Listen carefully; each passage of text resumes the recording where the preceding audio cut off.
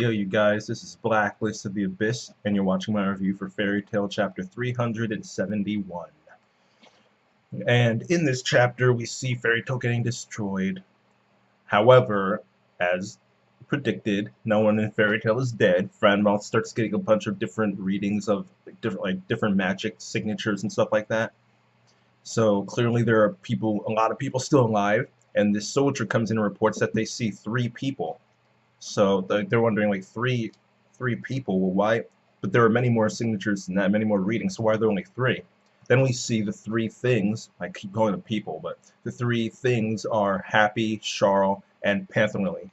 All right, and they're all carrying cards. All right, and Fronmouth sees them, Happy specifically, and realizes that Silver let them get away. He says them, but Charles and Panther Lily were never captured. Maybe he thinks that Natsu and Lisana were let out by him too. I don't know. But Happy just got away, so he suspects Silver of that. All right, and after this, we get a flashback of how everyone ended up surviving. All right, and Kana, as expected, did something to Elfman to get him off. She trapped him inside of a card. Right, and she refers to this dark-skinned hunk that taught her it a while back. And some people might not realize this, or maybe just not remember it, but this is not something he just pulled out of his butt, alright, this week, alright? This is not a character he made up specifically for this, alright? This is a legit character, someone who we met a long time ago, and the guy's a freaking loser, but a character nonetheless, unfortunately. And the person she's referring to by this is that blonde-haired, dark-skinned loser from the Tower of Heaven who used to be Erza's friend, Shu, alright? Or I think that's his name, Shu. Alright, the loser who trapped her in the card and thought he was going to go off and beat Jalal all by himself. Alright? The dude who got beat by that one chick that was with Joel. Joel had three people with him. One was the rocker guy who took on Juvia and Lucy. The other guy was the owl who destroyed Natsu and ate him, and he had to be rescued by Gray because he was freaking like inside the guy's stomach. Alright? And the other one was this chick that ended with the sword who ended up fighting Erza, and the only reason she fought Erza was because Shu got his butt kicked and then decided to let Erza out the card. Alright? But she was that loser from back then, and somehow, at some point in time, he taught Kana how to use that magic and trap people in cards. So that's where Kana got this from. So I have to give props to Hiro Mashima, because I completely forgot about that loser, and he actually found a way to have it be relevant. So I gotta give him props to that. This isn't like some stupid way that they all got out of it, like someone magically learned teleportation magic or something, and like over the time skip, like something like that. You know, he actually came up with a legit way to save them all. All right, so props to him for that. For the rest of the flashback, Kana just ran out to the main area, trapped everyone else in cards, gave them all to Happy, Charles, Panther Lily, and then they all flew out.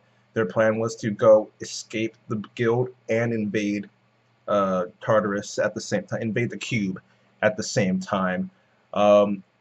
Kyoka wanted them to be brought up to under cube instead of top cube. She didn't want them getting the top cube, so I'm assuming that top cube is where the entrance is, because they land on the bottom and they're like this land area. It's like the bottom of the cube. And everyone comes out. They're going to fight against the soldiers. And I guess they have to get... I'm assuming the top of the cube is where the entrance is to the actual base. But yeah, that's it for that scene. After that... Oh yeah, Elfman. He's not being controlled anymore. Yeah. Yeah, who cares? I mean, it's relevant. It's just I don't care. I mean, who cares? It's Elfman. Right? Elfman's look better, like in the Grand Magic games. He actually looked good there when he beat Bacchus, who was actually in the cover page of this week's chapter. So hey, coincidence, I guess. But yeah. So after that, we see Lainey. All right, she's talking smack to Mira. This girl's hilarious. She's talking to Mira, talking about how horrendous she's gonna be once she's finished being filled with demon factor. I'm pretty sure I know what Hiro Mashima was insinuating with that, but whatever, I'll leave it. All these sexual innuendos and things. But she ends up waking up because she already has demon factor because of Satan's soul. So instead of messing her up, it ended up just rejuvenating her, empowering her up, and allowing her to awaken. So, yeah.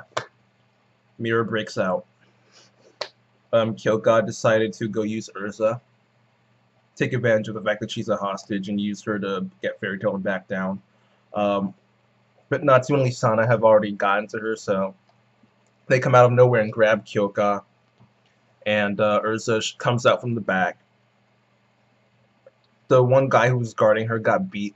I don't know if it was by her or by Natsu and Lisana. He's like around her. Like, at first I thought she was wearing a coat or something, but no, it was that guy's skin. So like I would assume she beat her. She beat it, but my main problem with this is how in the world can Erza even stand right now? Seriously, after all the crap she was put through, all the torture, there's no way she should be able to stand, let alone fight. Alright, so I think that's kind of that doesn't really make sense. But yeah, whatever. Yeah, Erza's back. One thing that I thought was funny was that I saw Lisana in this chapter, and I started to question whether it was Lisana at first, because she had like cat ears or something. I'm like, wait a second, who is this girl? Lisana doesn't have cat ears. What's wrong? Like, who is this? That can't be Lisana.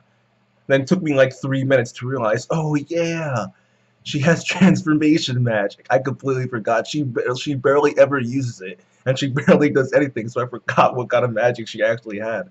I thought that was kind of funny. But yeah, that's it for the chapter. There's a little note at the end that said that the next week's chapter is going to have the cover plus a cover page, info about the anime, plus an important announcement. So that should be interesting. And the chapter is going to be longer too. I think it said 27 pages. So that's something to look forward to. But yeah, overall for this chapter, I'll give it a 7.5 out of 10. The Erza thing at the end was kind of like it just doesn't make sense. But I like the thing with Kana and how she saved everybody, because it does make legit sense. So yeah. That's it. This chapter gets a 7.5 out of 10. Rate, comment, subscribe, and I'll see you guys next time.